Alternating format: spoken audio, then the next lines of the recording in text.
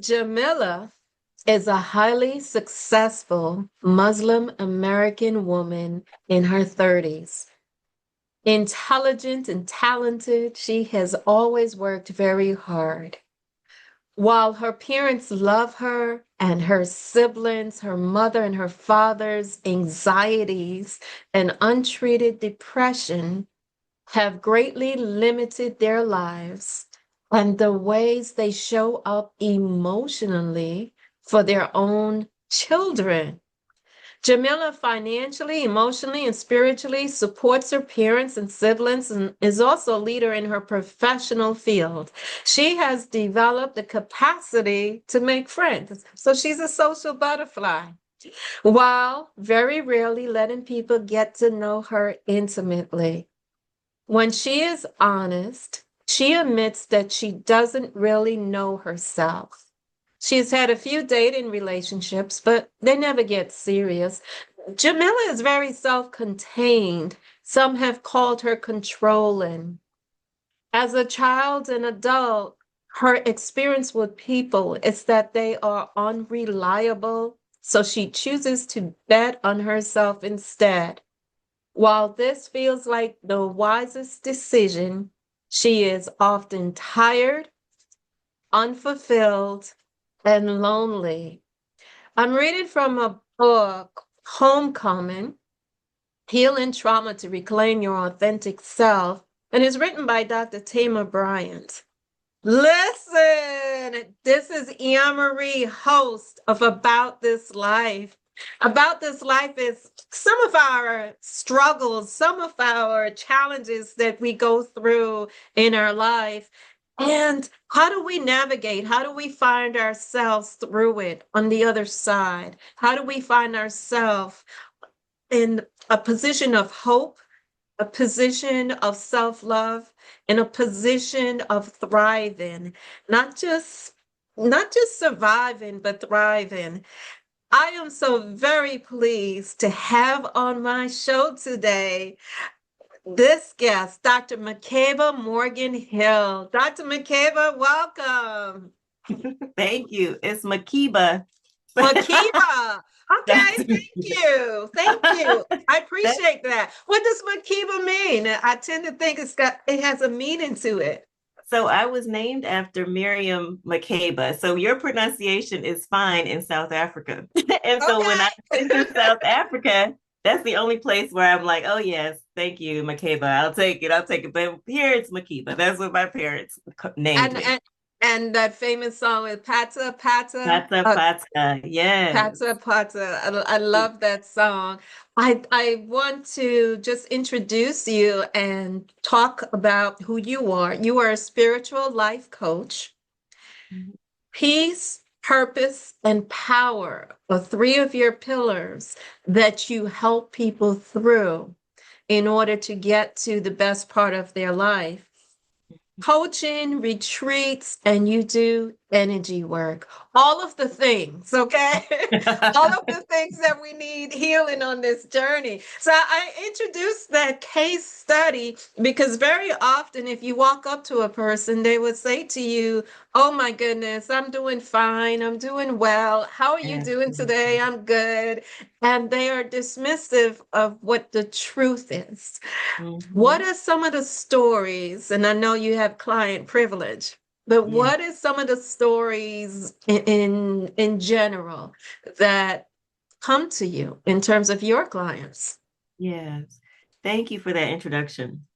And you're absolutely right. We often, when people ask us how we're doing, we just answer with the default fine, fine. And a lot of it, I think, has to do with us not thinking that people really care or that, we don't want to bog them down with the real Mhm. story, or we might be embarrassed about our real story. So we walk around with this secret about our real life. And so there are a lot of my clients who are in a space where they feel very alone in their journey. They feel very alone in their experience. A lot of my clients are in relationships that look good on the outside, but the truth Yes. is they're really toxic.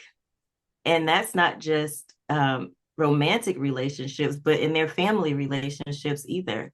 Lots of clients with mother wounds where, Mhm. their mom has really messed them up. you know, just really moms messing people up. And it's interesting, especially in our community, because I think a lot of us blame fathers for not being present, fathers Mm. doing damage, but there are a lot of moms who are there doing a lot of damage too. So I think that's kind of, if I had to think about a common story across my clients, it's a Mhm. lot of people in a space now where they're having to figure out how to nurture themselves, how to nurture their inner child, because somewhere, somehow, the mother didn't do a good job. But Do a they good did the job. best they could do, right? And that we give them the benefit of the doubt there, but that doesn't mean that we can't right the wrong. What do you think that is? Why do you think, first of all, what is a mother wound? Okay, Mhm. so let's unpack that. And uh, why do you think it's mothers? Aren't we nurturing people? So why is it mothers? I think so. The mother wound is pretty much where mothers do damage that they don't realize that they're doing. And it comes in Mhm. many ways, different ways, depending on the relationship. And one of the ways is where moms try to over parent, over nurture, do too much to the point where we're overly critical, overly inserted in, what the child is doing, what the child believes. And I'll give an example. There are a couple movies that actually come to mind where the moms are very much on their daughters about how they should look, how their hair should be, how they should Yes. be in a relationship with a man, how to attract a man, like all of these things. And it's like, Hmm.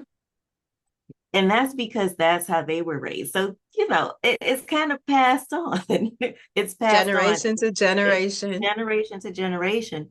So when people come to me, they are trying to live up to this expectation that maybe their mother created and still trying to have a relationship with their moms who are living or whatever, but having a hard time because their moms are still overly critical or overly inserted or overly fearful.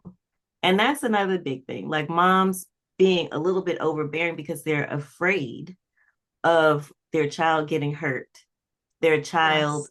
being broke or broken, their child getting used. So they put these ideas, they plant these seeds in their daughters especially and in their sons Hmm. Hmm. about what it means to be vulnerable, what it means to be loving, what it means to be whole. So we have a lot of people walking around striving for this state of being, and they don't really know what it is that they're striving for. So that's kind of why They in just my know work, they're striving for something. they're never satisfied, never quite there. So that's why in my work, I focus on helping people discover, uncover, step into peace. Because we think we want peace, but honestly, peace is very quiet. Like it's quiet, it's Hmm. calm. And when we get to that point, it's kind of nervous, scary. Like when is the other shoe going to drop? Like we're just not used to Right. peace. So my goal is to help people get to that point of peace. And that comes through understanding your purpose more fully, because Mm. that way you can step into your power. I think the thing that people are striving for, at least who I encounter, they're striving to know what is the purpose of all of this? Why are they here? What Why are am they I supposed to struggling? be doing? Why am I struggling? What is my purpose? What is the Yes. purpose of this? And so um, for me, I Hmm. struggled with that a lot growing up. Like I really, I struggled with that, even though I had a very successful career. I was married, had a daughter, all the things that we are taught that we're supposed to aim for in this life. but I was still struggling to just to be satisfied, happy, at peace. And then Yes. still in my 40s trying to figure out what I wanted to be when I grow up. Like I thought I was grown, but I still felt like there was something next. And, what is my purpose? I saw people around me that seemed very passionate about their work, passionate in their relationships, passionate about life, but I was just kind of chugging along. And then we compare ourselves, right? And Kind of we like, compare ourselves. yeah. And that's the thing that I find with my clients too. When they come to me, they're sometimes hesitant to share what's really going on because they feel like there's something wrong with them or that it's just Hmm. them. And I'm like, girl, this is the same story that I'm hearing from 20 other people. We Yeah. have to talk about this more, talk about it more. So what happened with me is that I guess I prayed enough and I was just like, God, I really wish I knew my purpose. I really wish I knew what I was here for. Like, what am I supposed to be Yeah. doing? And oh, slowly but surely over the course of some years, I received like little breadcrumbs. Like I started doing yoga Mhm. because I was having this back pain and the yoga felt really good on my back. And I didn't realize then that when I was doing yoga, it was like a form of moving meditation. So it was getting my Okay. mind to relax. It was helping me to breathe. It was helping me to connect with myself. And then as I was doing that, I was like, man, this back pain is still here. Why is this back pain Hmm. not going away? Hmm. Going to get massages regularly, going to the chiropractor. Nobody could fix it. Got x-rays. There was nothing going on structurally. I remember seeing this show on Netflix, and this man was doing energy work. And he had people on the table who had these physical challenges or whatever. And he's doing this energy work and they're like moving and stuff on the table and feeling better. And I said, Yeah. well, maybe that's what I need. And then the word Reiki popped in my head. And I had not really heard of Reiki. I don't know where it came from. You Hmm. know, one of those things just kind of drops in your spirit. And so I asked my chiropractor if she could recommend a couple of people. She was like, yeah, I know a couple of people. And she talked to them. She said they're not really practicing right now. So I couldn't find a Reiki practitioner, which is weird because they're everywhere. Where? Right. Everywhere But I now. but I found a class. And the class was a Reiki level one class. And she was advertising it as self-care. Reiki level one is about self-care, learning about your energy, helping to heal yourself. And I was like, oh, that sounds cool. Amen. Right. So I did that. And that's when I found out that my back pain was caused by my heart chakra being out of alignment. Mm. Because it was weird back pain. It wasn't upper back pain. It wasn't lower back pain. It was middle back pain. And it happened to just fall right in line with my heart chakra along the back. And it was because I was unhappy with my job. I was unhappy in my marriage. I was unhappy with where I was in my life. And I lacked self love. So the heart Okay. chakra was all out of whack, all out of whack. So Uh, I'm hearing so many things, so many yeah, things. it's a lot. It's a lot. Let's go impact and heal some folks because I'm hearing so many things. Because starting back as you were talking, I was thinking about that ease we find missing Yeah. within ourselves as we go through. We get up every day, we go to our jobs, and we are performing and raising our children and very much the caregiver to other people. And it manifests in the body, is if I understand you correctly. So Absolutely. it's not necessarily something that an x-ray is going to pick up, Right. but we know something is wrong. Mm-hmm. And the question becomes, how do we address it? And you just addressed it through exploration. Mm-hmm. And that was one way that it brought you back. Did you find healing from that in terms I of taking that class? So I talk about how you found healing there.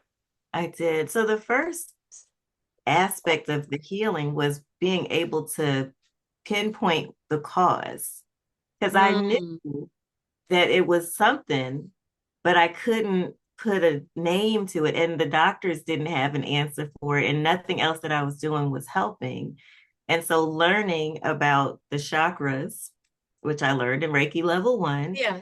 Yeah. learning how the energy in our bodies affects how we're feeling, mind, body, and spirit, was eye-opening. And in Reiki level 1, I learned how to use my own energy and channeling the life force to help get myself in alignment. And so that helped Hmm. to ease the pain, but it also activated movement in my life so I can make a change, because there's no amount of energy work somebody can do on you that's going to Right. fix you if you don't fix the things or address the things that are causing the the dis-ease in your body. Which is where we often get stuck. So walk us through, Dr. Makeba, because now you found a root.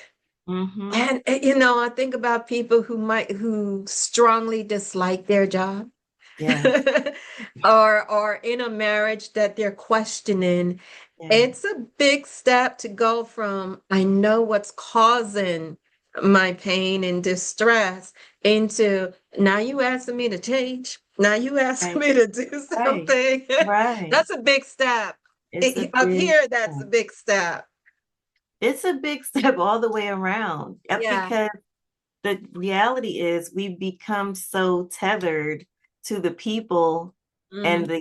the situations in our lives that getting like unstuck from them is very delicate surgery. It's like, having a tumor in your body that's connected to a whole lot of vital organs. You're not just going to snatch it out because you want to Right. make sure that it's healed and it's in good condition, and that you're not going to bleed out, because that can very easily happen. So when I work with people in my coaching, Hmm. Hmm. the process that I use is, it's called my soul bloom method. I call it soul blooming because what Oh, happens good. is it's a process of blooming into who you are and why you're here. And it's complicated, as you said. And really, the first part is unearthing. So, like uncovering all of the things that are causing the stuff, Hmm. which for me was, oh, my back pain is caused by my heart chakra being off. And that's because my job sucks, my marriage sucks, and I'm just not happy. Yeah. And then the next part of that is clearing the negative energy. And so that's where the just kind of the energy work comes in, where you're moving things around, and then also like going outside and being with nature, really connecting with yourself, Hmm. meditating, grounding, centering is the next part. Centering is where you come into yourself. Like you spend a lot of time Hmm. getting to understand what it is that you need, what it is that what feels good in your spirit. And you can still be in those situations and your work and your marriage and stuff, but you're spending time with you. That's the Hmm. self-love part, just kind of centering. Got it. And then the next part is, in my process, is called empowerment. So I'm making sure you have the tools that you need. For a lot of people, I recommend Reiki level 1. And just because that was so helpful to me in understanding how the energy works, how you can move it yourself, what some things are that you could do to ground, center, align yourself, because I believe that those things lead up to power. Like when you know how to get yourself into alignment, that is where you build up your power. So after Power the and courage, maybe. power is personal power, just knowing that you are a powerful sovereign being, that you're Okay. not really, you know, no matter how fearful you are, you understand Hmm. that a lot of that is illusion. A lot of that is conditioning. And so when we go through this process, we talk about the illusion. We talk about like how you got to this point. That's part of the unearthing, the root. That's where we figure out, okay, your mama's been telling you that if you don't have a man to take care of you, Of then you're you. going to, you're gonna fizzle up, burn up, and it's gonna be over. Like, so you're afraid of. Yes. So then after the empowerment part, we get to the alignment part. And that's the piece that I think you were talking about or asking about. And the alignment piece is where you've done this work and you are now in your spirit aligned. Like you know who you are, you know what you need, you know what feels good in your spirit, you know what feels good in your body. Now you got to get that other stuff around you in alignment, Correct. right? Correct. Your relationships, your job, like all of those things that affect you in your life. How do you get those things in alignment with who you are now? And that can take a very long time. That It can take, can because it can be scary. Would you say? it's scary. It's scary, but it's also, like I said, when you've become so tethered to the thing, it's hard. Like I had a corporate job or corporate career, went up the ladder, I was doing Hmm. really, really well. And we call it golden handcuffs when you're getting that big paycheck every other week. You got the Yes. retirement plan, all the things. It becomes really hard to say, I'm not going to do that anymore because it's not going to make me happy. And for me, I didn't say that because I didn't just leave my job because Hmm. I was like, how am I supposed to do this? How am I supposed to live? I have big bills. I've got, I live in this world. And basically what happened is I was getting downloads and encouragement from God to pursue other things. So I started my Mm. business while I was still doing my corporate job. And there came a time when I was like, okay, God, I know I'm not going to be able to do both of these things for a long time together because Hmm. I know that I could feel the shift into my business. Yes. And I remember saying, okay, God, I know that I'm not going to be at this job anymore if I have to report to this person, this particular person. I was like, if I have to report to her, God, I know it's time for me to go. And so I remember being called into my boss's office, and this was a week after I got a really good review at my job. Like everything was fine. And they told me that my position was being reorganized and that I was going to be moved to a different department, that I was going to get a pay cut, the job title was going down. I was like, okay, God, I hear you. I see you. I know it. And I said, well, who will I be reporting to? They named that lady. And I was like, Mm, you were like, oh no. I was like, okay, God, I hear you. I got you. So right away, I knew that that was the push. And so sometimes, and this is what I tell my clients, sometimes we don't have to make an immediate change. We don't have to do it like make a quick decision because God is going to Hmm. do it for us Yes. in a way that's comfortable sometimes because we'll be anticipating it. So be ready. And what you're saying makes a lot of sense for a lot of people because what Doge has done in this country Mhm. for the last several months, a lot of people are finding themselves suddenly without employment and suddenly trying to figure out life. And okay, what's my purpose? How am I going to pay my mortgage? How am I going to land there? And it takes, I want to say faith, because I'm hearing you speak about God and having a relationship that what you're hearing, what you're feeling, what you're picking up is okay. Well, God will take care of you. Yeah, And you just have absolutely. to trust the process. You have to trust that there's a place that's still there for you. Yeah, Okay. absolutely, absolutely. And it's not easy. So one of Yes. the things I do, I have a soft landing retreat that I Okay. host. And Before we get to the retreat, though, yeah, before we get to the retreat, I took the liberty of going on your social media.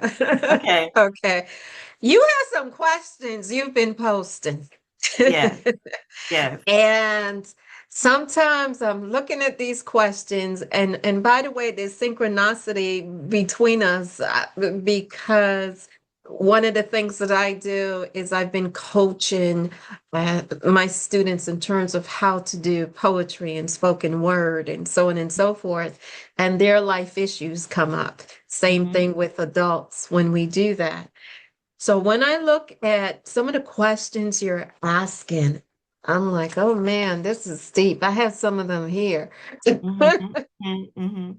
What are you tired of explaining? Who told you to be quiet?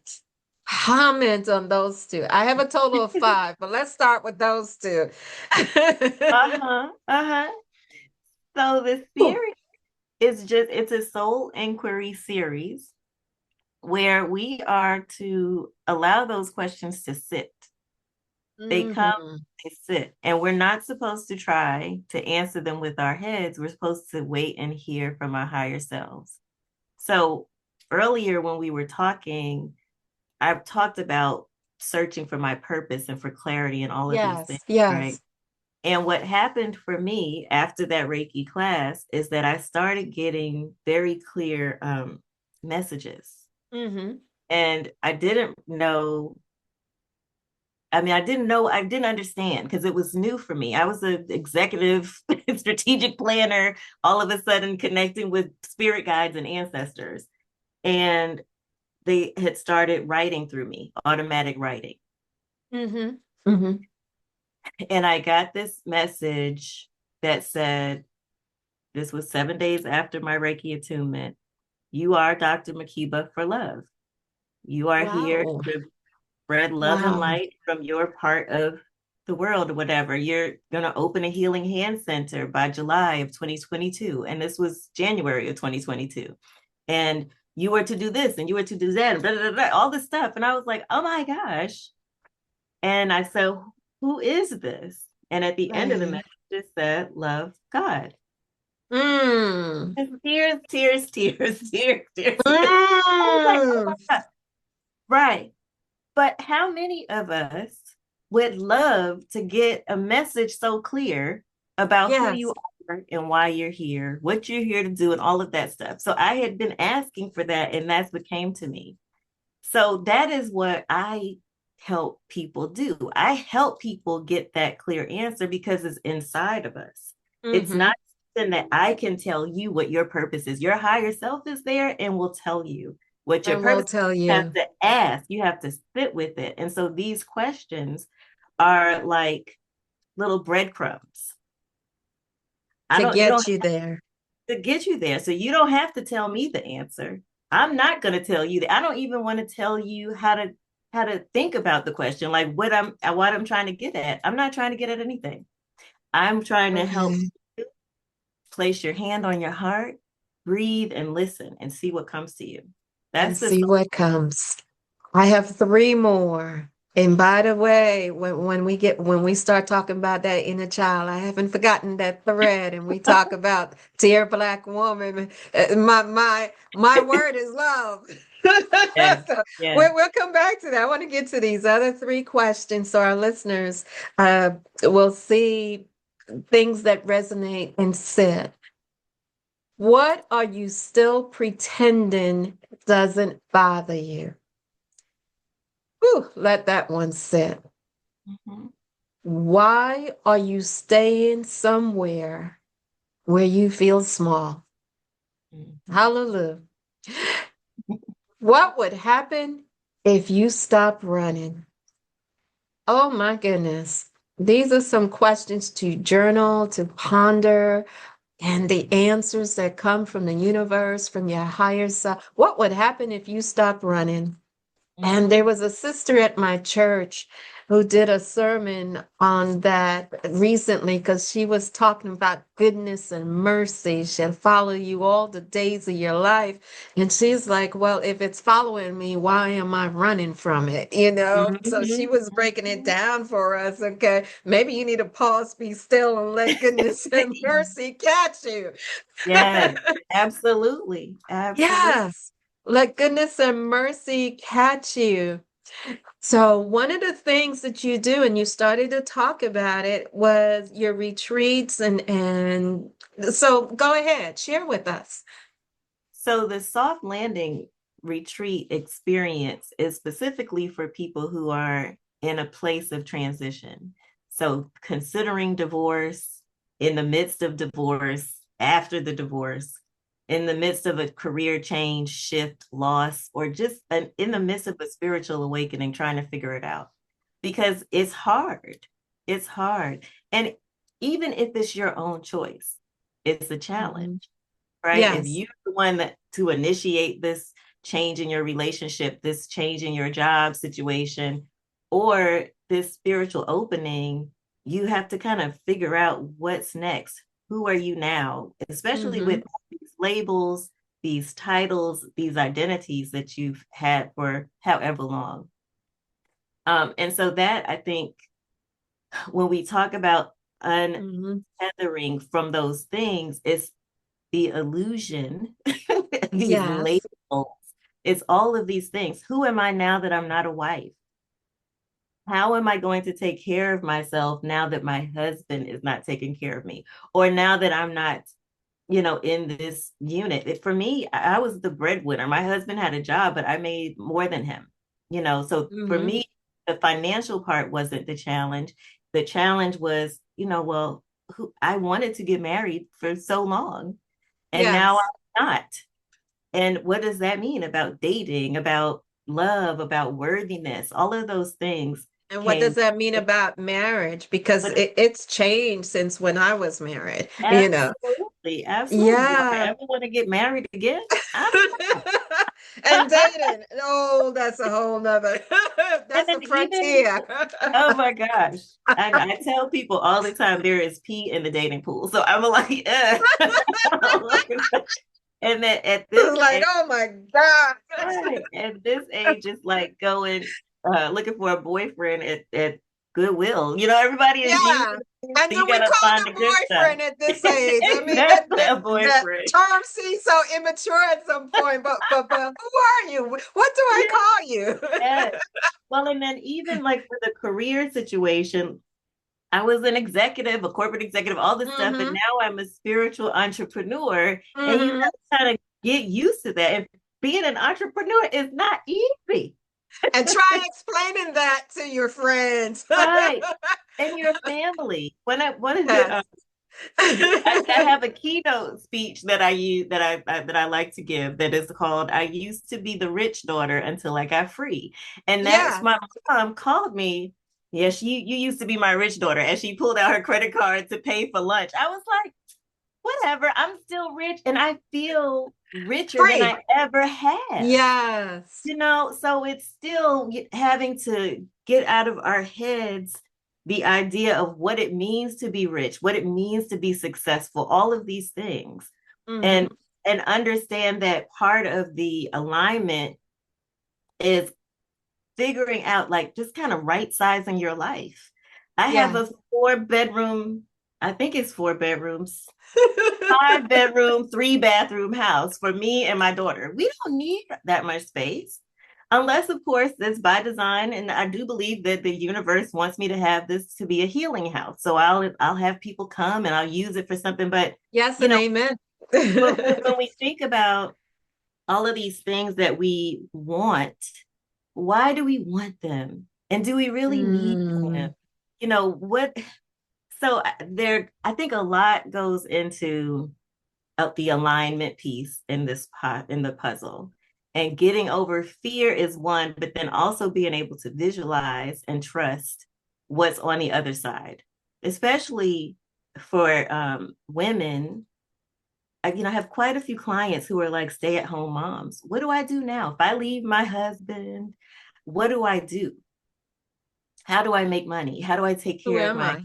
health? Who am I? Like all of these things. And I can't tell you. All I can tell you Mm, is to trust. All I can tell you is to listen to your higher self for guidance. All I can do is support you as much as I can from my yeah. perspective. You've got to do this yourself. So that's what I help people do. I help them to build up that muscle so they can step into their new role, step into Okay. life. I would like to address, oftentimes in this line of work, what you do, um, I'm sure you encounter the naysayers. And for example, when I was coming through school and took the psychology course, there was the conversation about the id, the super ego, and the ego. Yes. My question then is this a different lens in terms of looking at the chakras, in terms of looking at the energy? Is this a rephrasing of the id, superego, and ego, or is it a completely different construct?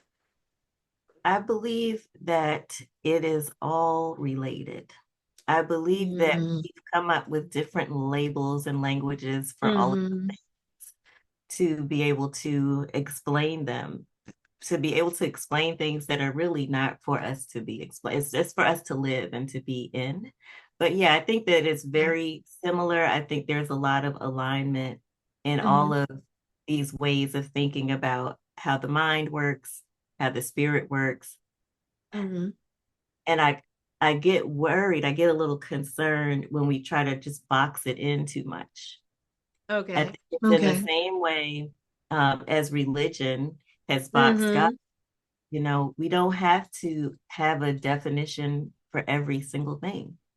We hmm do need to sit back, put our hands on our heart, and just listen because we have the answers within us.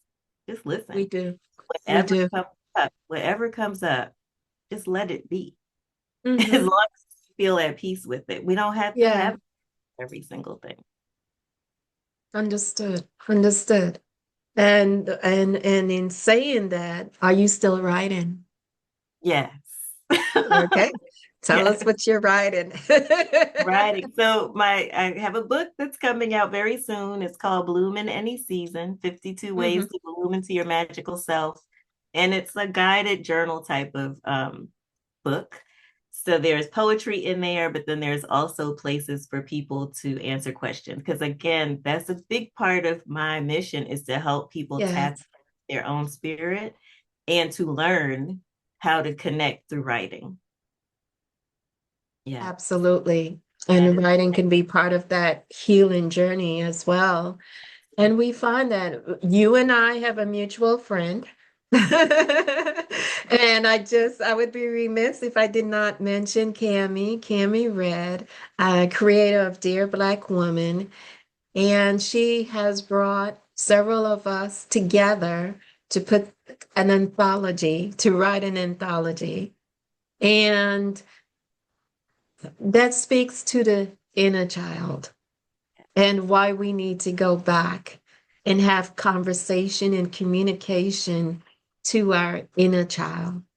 So, in what ways do, just in terms of everyday advice, because I need to take a sip of water because I feel the soreness coming in my throat, in what ways do we connect with our inner child? I've heard you say we sit back and we listen. We can sit with the questions that you give us freely on your social media. And if you can just revisit uh, for emphasis, perhaps, because you've certainly spoke on it, the need to talk to that inner child that's within us and needing to heal that space. the first time I think that I recognized the need to talk, to connect with my inner child. I don't, again, we just kind of have to listen to the signals of the universe. Yes. But this retreat came up, and the retreat happened to come up around my birthday. It was actually on my birthday that I would have to be away from my family and go to this retreat. But there was something in me that was like, go, go, go. Mhm. And the theme was summer camp. I was like, okay, this sounds good. And one of the things that we had to do was bring a picture of ourselves when we were a child. And Yes. I was digging in my pictures and I was like, okay, this is cool. Told my family I was going and they were like, but it's your Mhm. birthday. What are we going to do? And I'm like, I'm going to do this for myself for my birthday. And at the retreat, they had us pull out the picture, write a note to our inner child, and all this stuff started coming up. And I Mhm. didn't know anything about inner child healing, none of it, right? But it was so healing. And now I still at my desk, I don't know if you can see this, I keep a picture Okay. of me and my Nana together Mhm. when I was a little girl. And it helps inform my behavior. I think I think about about I would treat a baby, a child that's growing up with love and care. And yes. that's how I treat myself now with love and care. In the same way that I try to treat my daughter with love and care, respecting her innocence and giving her a chance to like grow and do fun things. So that's how I incorporate just being in touch with my inner child. I keep a picture of myself very close by. And I think I was maybe about 2 in that picture. Um, but the other thing that I try to do is things that I liked to do when I was younger. So for my birthday this year, I went roller skating. I'm Mm-hmm. 56 years old. Roller skating is like, and I like to roller skate. I went and I roller skated. My back has been a little like since I went roller skating. But my inner child was so happy, Happy. just happy. And I used to roller skate all the time when I was younger.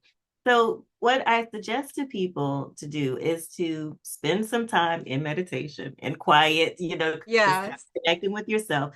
But then also think about things that you used to like to do when you were younger. One of my Mm-hmm. clients said that she always wanted to fly a kite, but her parents didn't let her for whatever reason. So I'm like, Right. now in a position where you could go out and buy a kite and go fly it and do your thing. And she did, and it was very healing. So if we think about things like that, that we wanted to do or that we needed as children, that we do those things for ourselves. Think about ourselves as the nurturer of our inner child. Yes. I think it's very, very healing.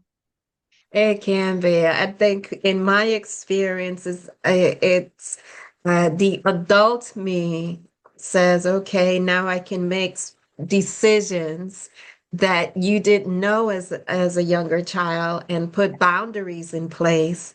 And then I allow my inner child to teach me how to have fun, how to play. I don't have to be serious all the time. Right. That is To right. be stern. I don't have to be firm. I don't have to be all those things. Like, let's go play. Let's go dance. And Mhm. so I'm just like, okay, let's go do Yeah. that. And let's be fearless. We've got to Mhm. think about, right, when we're little kids, we're not afraid of anything, Anything. anything. And, that fear is put in us from a young age. Don't touch that. It's hot. Don't go there because it's dangerous. Yes. Don't do this. Don't do that. Don't do this. And we've got to, like, just get back to that freedom. That freedom. It's not that dangerous. It's safe. Trust God. Okay. That's what I say. Trust God. Trust your higher self. Trust God. And you'll get over that fear. You will. You will. So in closing, I Yeah. throw this out to you and bring it back. I used to believe blank, but now I believe. Mm. Mhm.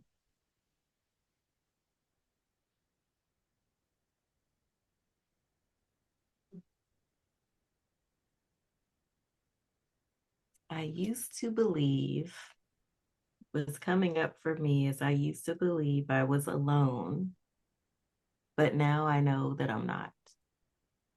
I used to Amen. believe that I was alone, but now that I know that I'm not. And that if I can add to it, I know that I have earthly protection and I know that I have Mhm. outer worldly protection, that Yes. I am not alone. I remember feeling very lonely at times, especially when I was in situations where I didn't know how I was going to get out. Hmm. And now I know that I am so connected and so protected. And that if Hmm. I listen, there is guidance there waiting to be heard and to be had. So I know I'm not alone ever. You're not alone. And the idea of the ancestors, uh, the Hmm. ancestors walking with us and being Hmm. with us, Hmm. brings a level of comfort as well. Yeah. Dr. Yes. Makeba, it has been my pleasure to have this conversation with you. So I thank you. Well, thank you for your time and your availability and just the breakthroughs that somebody can have. You know, it's worth taking a look. Some of the things we talked about today, and maybe someone will make a decision, you know. Yeah, absolutely. I'm not sure what I'm searching for. I'm not sure where I'm going, but I know that I need something different in my life. Yeah, or that that woman especially who might have just lost their job. And I Mhm. know that I need to pivot and I need to ground myself, that there is healing available. There is healing available. And we will certainly make all of your links available when the show is posted. But you can go ahead and tell us how do people get in touch with you? And Sure. The best way to get in touch with me is probably my website. That's okay. www.drmakeba, the number 4, love.com, and schedule a strategy session. It's a free 30-minute call where we can just chat it up. No obligation, just connection. I have lots of opportunities for people to connect with me, not just through retreats, but I do local events in Atlanta to help Mhm. people get their toe, a little wet, dip their toe in the water. The tone of water. Yeah, if they're a little nervous about what does this look like? Because I've been that person that didn't really know that the issue was that my spirit wasn't being fed properly. My spirit was malnourished. And so Mhm. I am here to help people get on the right track so they can get what they need from within. Amen. Yes and amen. Okay, this is Anne Marie. I'm host About This Life, where we are changing our lives one day at a time. Take care, everybody.